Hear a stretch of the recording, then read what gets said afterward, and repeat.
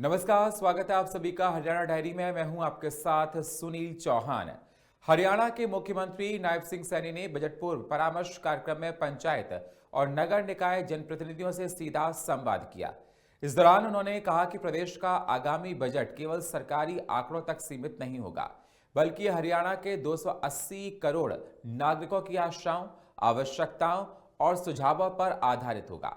मुख्यमंत्री गुरुवार को गुरु जंभेश्वर विज्ञान एवं प्रौद्योगिकी विश्वविद्यालय हिसार के सभागार में आयोजित पंचायत एवं नगर निकाय जनप्रतिनिधियों के बजट पूर्व परामर्श कार्यक्रम को संबोधित कर रहे थे।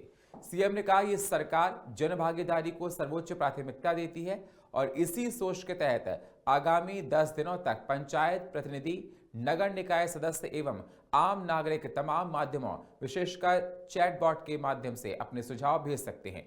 इसी पर देखिए हमारी ये स्पेशल रिपोर्ट।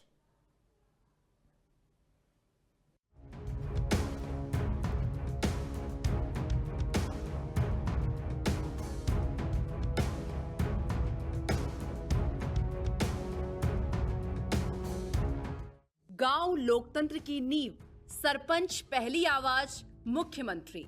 शहर विकास के इंजन, निकाय प्रतिनिधि अहम कड़ी। शहरी विकास के लिए ऐतिहासिक कदम, सुझावों को बजट 2026-27 में मिलेगा स्थान। वीबी जी रामजी एक्ट जन कल्याण की मजबूत गारंटी। मुख्यमंत्री नायब सिंह सैनी ने बजट पूर्व परामर्श कार्यक्रम में पंचायत व नगर निकाय जनप्रतिनिधियों से सीधा संवाद किया। इस दौरान मुख्यमंत्री नायब सिंह सैनी ने कहा कि गांव लोकतंत्र की सबसे मजबूत नींव होते हैं और सरपंच गांव की पहली आवाज होते हैं। गांव के संतुलित विकास में सरपंचों की भूमिका अत्यंत महत्वपूर्ण होती है। मुख्यमंत्री ने जानकारी दी कि बजट 2025-26 में पंचायती राज एवं ग्रामीण विकास के लिए 7,616 करोड़ 52 लाख रुपए का प्रावधान किया गया था, जिसमें से कि अब तक 2,808 करोड़ 72 लाख रुपए की राशि खर्च की जा चुकी है।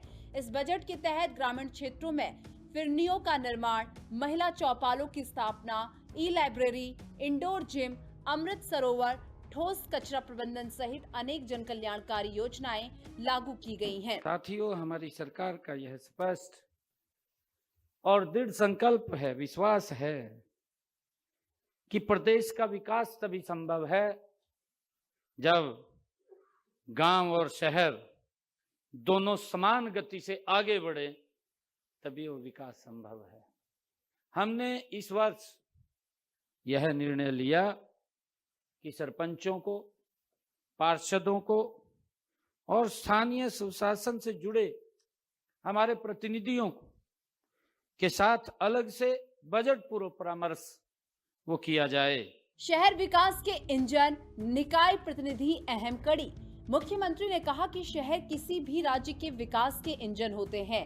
तेजी से बढ़ता शहरीकरण, बदलती जीवन शैली और नागरिकों की बढ़ती अपेक्षाएं शहरी स्थानीय निकायों की भूमिका को और अधिक महत्वपूर्ण बनाती है। शहरी विकास के लिए ऐतिहासिक कदम।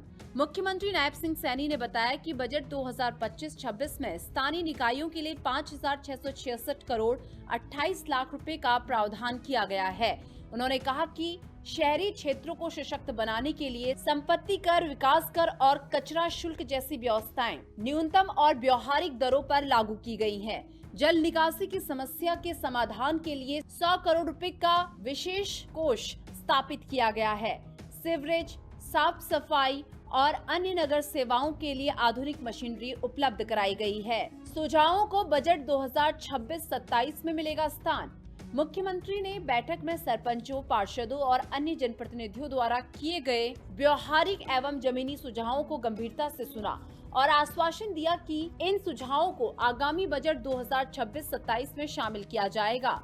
उन्होंने सभी प्रतिनिधियों से आग्रह किया कि वे अगले 8 से 10 दिनों में अपने और सुझाव चैटबॉट के माध्यम से अवश्य भेजें। मुख्यमंत्री ने कहा कि जब वे विधानसभा में बजट 2026-27 प्रस्तुत करेंगे, तब जिन हितधारकों के सुझाव बजट में शामिल होंगे, उन्हें विशेष रूप से आमंत्रित किया जाएगा, ताकि वे स्वयं इस बात के साक्षी बन सके कि सरकार अपने वादों को धरातल पर उतारती है।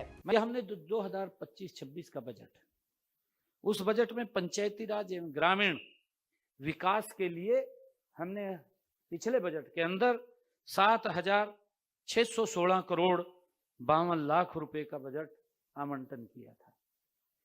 7,616 करोड़ और 52 लाख रुपए का हमने बजट का आवंटन किया था। इसमें से अब तक हमने 2,808 करोड़ 72 लाख रुपए की राशि खर्च कर दी है। वीबीजी रामजी एक्ट जन कल्याण की मजबूत गारंटी। मुख्यमंत्री ने कहा कि वीबीजी रामजी एक्ट श्रमिकों के कल्याण के लिए एक महत्वपूर्ण कदम है। उन्होंने कहा कि पहले इसके तहत 100 दिन का रोजगार उपलब्ध कराया जाता था, लेकिन अब इसे और अधिक प्रभावी बनाते हुए 125 दिन की मजदूरी की कानूनी गारंटी दी गई है। इससे लाभार्थियों को अधिक रोजगार और स्थायित्व मिल रहा है। उन्होंने कहा कि सरकार मजदूरी भुगतान को लेकर पूरी तरह गंभीर है। इससे श्रमिकों के अधिकार सुरक्षित हुए हैं और व्यवस्था में पारदर्शिता आएगी। इसके तहत ग्रामीण क्षेत्रों में रोजगार के अवसरों का विस्तार किया गया है। इस योजना में आधार लिंक का कार्य भी तेज गति से हुआ है।